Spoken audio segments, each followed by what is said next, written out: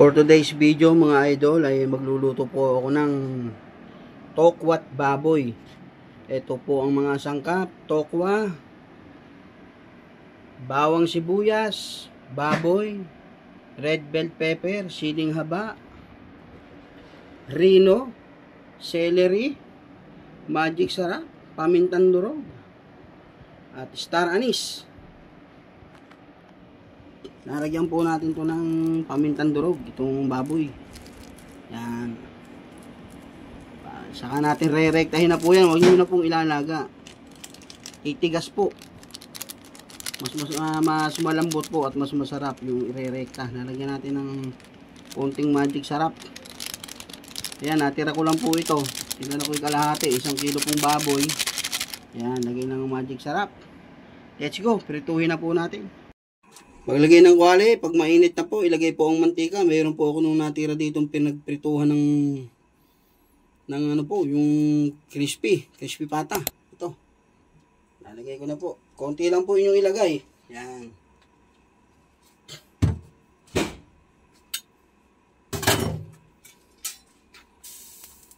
Pag yung mainit na po, rektan nyo na po ito. Huwag nyo na pong ilaga. Ito po ang aking sikreto. Yan. Rektahan na po yan. Yan. Hindi ko na ano yan. Yan. Kung mag-alala anak. Yung anak ko po ang tiga-video. Natakot po sa pilansi kaya biglang napatras. Yan. Re-rektahin na natin yan. Yan.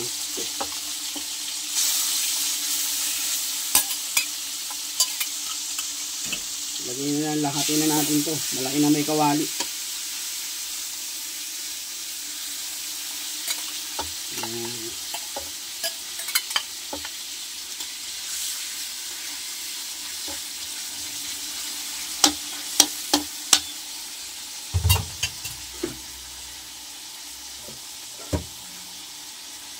Takpan.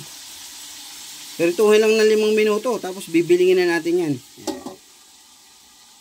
Tapos ng 5 minuto, bubuksan na natin at bibilingin. Wow!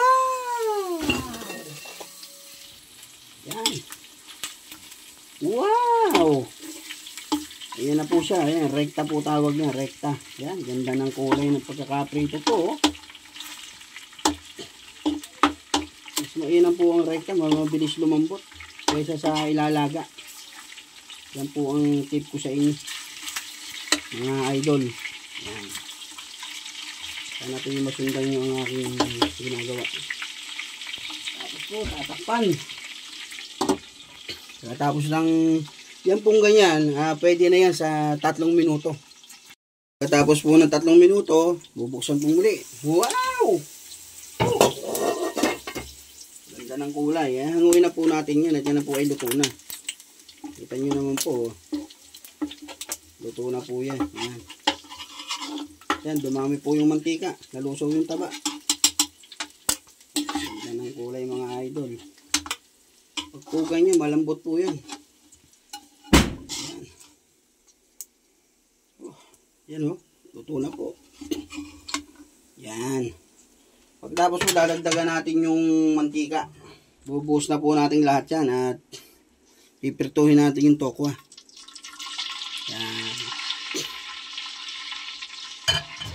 Lakasan po natin ang apoy. Papainitin po natin. Init na po ang mantika, ilagay po ang tokwa.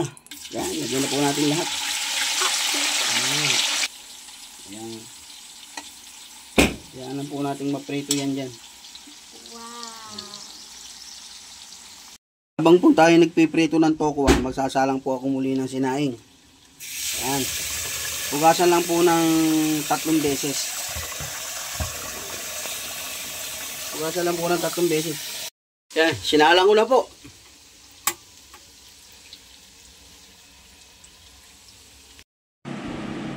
Hiniwa ko na po yung piniritong baboy na yan. Ganyan po ang paghiwa. Yan.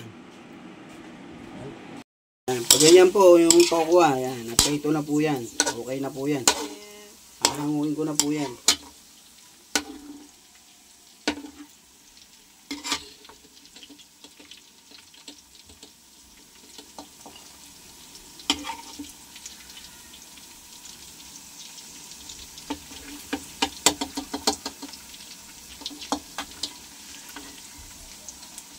Nawasan ko lang po yan ng mantika at ang una natin ilalagay, pipirituhin natin itong sibuyas.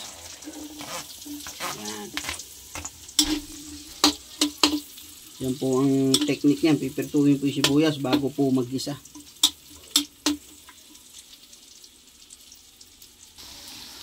Yan, pwede na po yung hanguin. Lagay lang po yan sa gilid.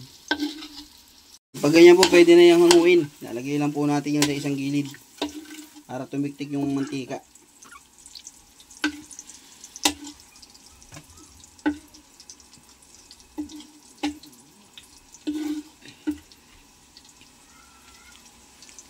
Lalagay po natin bawang. Ayan, ngayon pa lang po tayo magigisa ng bawang. Yan. Ayan. Pag nagisa na po yung bawang, ayan, ihalo natin yung sibuyas.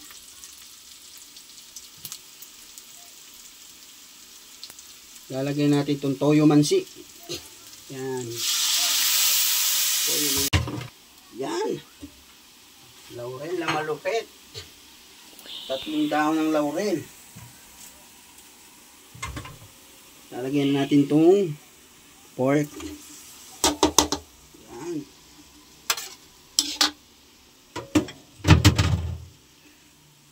Lalagay na natin itong bell pepper at star anise, 3 piraso. Yan. Mix lang po natin yan, mix. Yan, halo-halo. Yan. 1 cup ng Sprite. Ayan, Sprite po yan. Yan.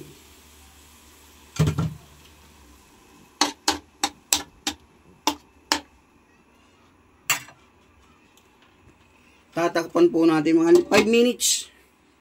Habang nag-aantay po tayo ng 5 minutong pagpapakulo ng karne ng baboy, eto na po, kumukulo na po ang sinaing. Pagkatapos po ng 5 minuto, bubuksan ko na po.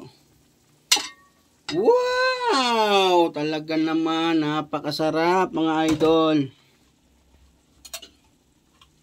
Lalagay ko na po ang rino.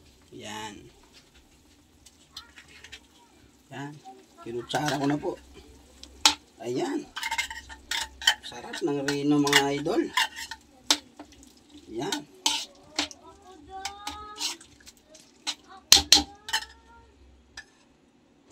Pwede na po nating ilagay ito. Yan. Sibuyas kanina sa siling haba. Yan. At syempre, ang tokwa na pinrito. Yan.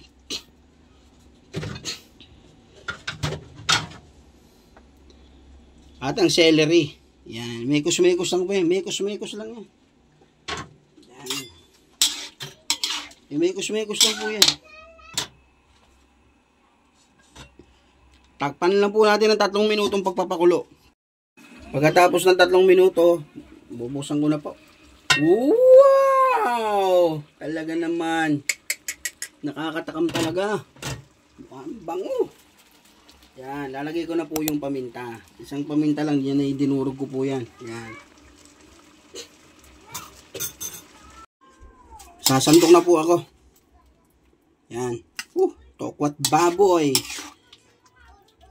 Tokwat baboy men. Yan. Sarap mga idol.